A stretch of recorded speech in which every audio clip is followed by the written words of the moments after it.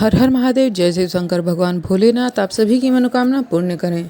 शुक्रवार के दिन जब भी त्रयोदशी तिथि का संयोग बनता है तब शुक्र प्रदोष व्रत लगता है। शुक्र प्रदोष व्रत के साथ चतुर्दशी तिथि का भी संयोग बन जाए तो यह और भी उत्तम होता है। शुक्र प्रदोष व्रत के संयोग में पुराण में वर्णित शुक्र प्रदोष व्रत की कथा का जो भक्त श्रद्धा पूर्वक पाठ करता है उसे अनेक पुण्यों की प्राप्त होती है। सूत जी बोले, प्राचीन काल की बात है, एक नगर में 3 मित्र रहते थे। तीनों में ही घनिष्ठ मित्रता थी। उसमें से एक राजा का बेटा, दूसरा ब्राह्मण का पुत्र, तीसरा सेठ का पुत्र था। राजकुमार व ब्राह्मण पुत्र का विवाह हो चुका था। सेठ का पुत्र का विवाह के बाद गौना नहीं हुआ था। एक दिन तीनों मित्र आपस में स्त्रियों की चर्चा कर रहे थे। ब्राह्मण पुत्र ने नारियों की प्रशंसा करते हुए कहा, नारीहीन घर भूतों का डेरा होता है।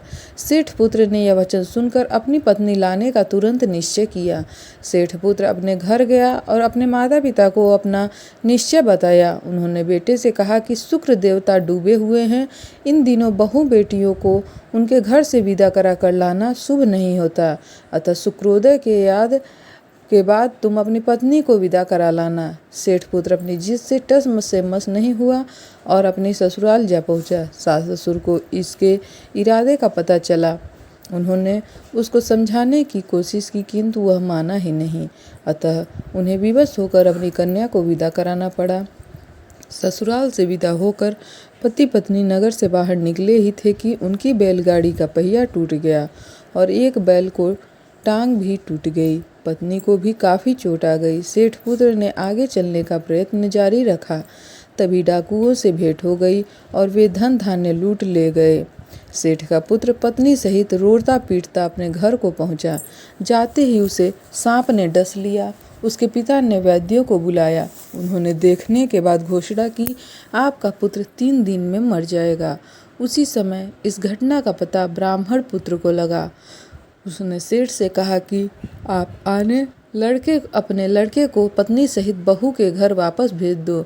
यह सारी बाधाएं इस कारण से ही आई हैं कि आपका पुत्र शुक्रास्त में अपनी पत्नी को विदा करा लाया है। यदि वह वहां पहुंच जाएगा तो बच जाएगा।